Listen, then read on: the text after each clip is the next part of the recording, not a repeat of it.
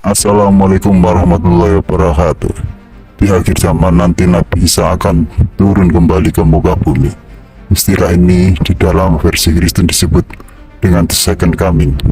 Kedatangannya bukan untuk membenarkan agama Kristen ataupun Katolik, melainkan mengajak umat manusia mengikuti ajaran yang telah disampaikan oleh Rasulullah Shallallahu Alaihi Wasallam. Tak hanya itu, kedatangan Nabi Isa Alaihissalam juga akan membersihkan aliran-aliran atau akidah sesat, serta menghancurkan tiang-tiang salib yang selama ini menjadi alat sesembahan. Selain itu, Nabi Isa juga akan menyelamatkan manusia dari fitnah Ya'juj dan Ma'juj.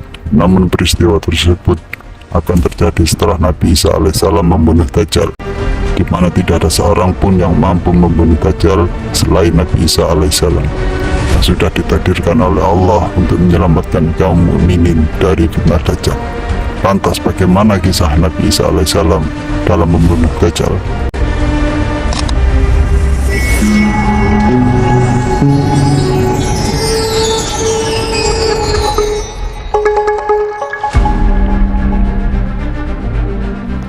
Di antara 10 tanda-tanda kiamat yang disinggung Rasulullah Shallallahu Alaihi Wasallam adalah kemunculan Al-Masih Ad-Dajjal di akhir zaman nanti.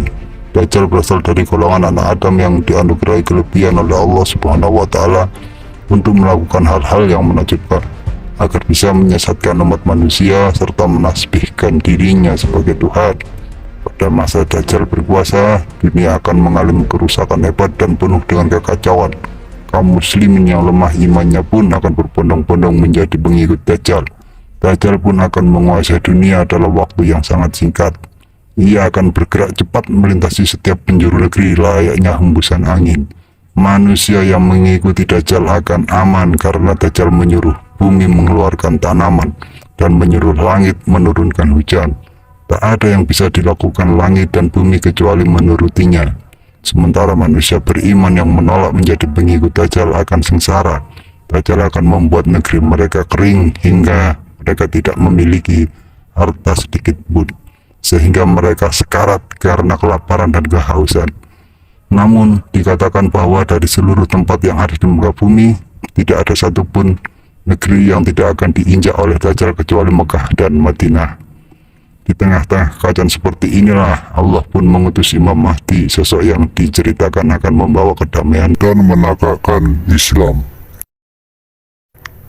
Semasa kepemimpinannya, Al-Mahdi akan membawa kaum muslimin untuk memerangi kezaliman, hingga pada akhirnya satu persatu kezaliman itu akan takluk di bawah kekuasaannya, sesuai janji Allah ketika mendekati klimaks perang melawan Dajjal.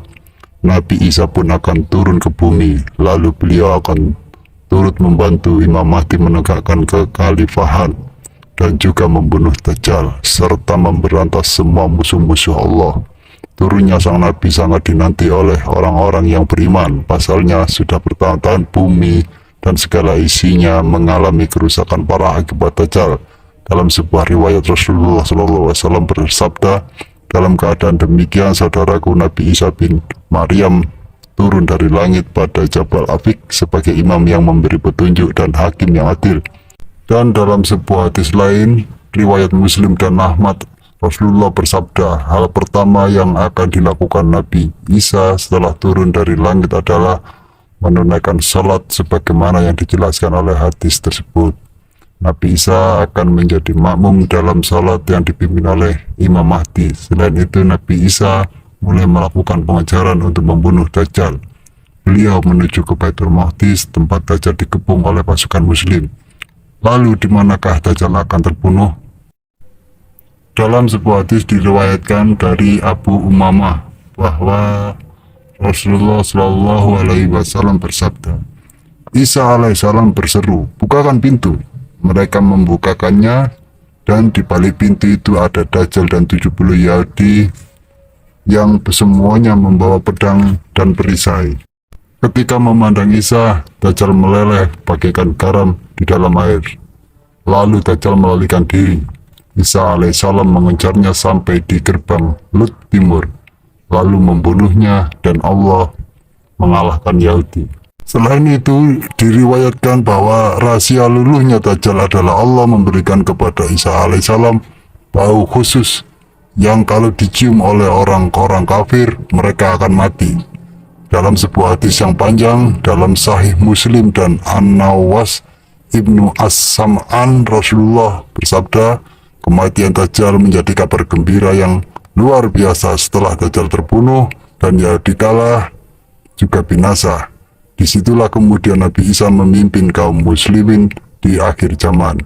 Nabi Isa menjalankan kekuasaannya dengan pemerintahan yang adil berdasarkan syariat Nabi Muhammad SAW, sehingga terciptalah perdamaian, tidak ada lagi perang yang berkecamuk, dan ekonomi yang sangat pesat tanpa kedoliman dan kecurangan.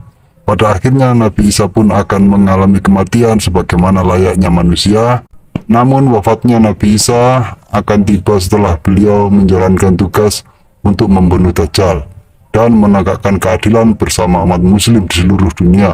Beliau akan tinggal di bumi selama 40 tahun, kemudian Allah wafatkan dan kemudian disalati oleh kaum muslimin.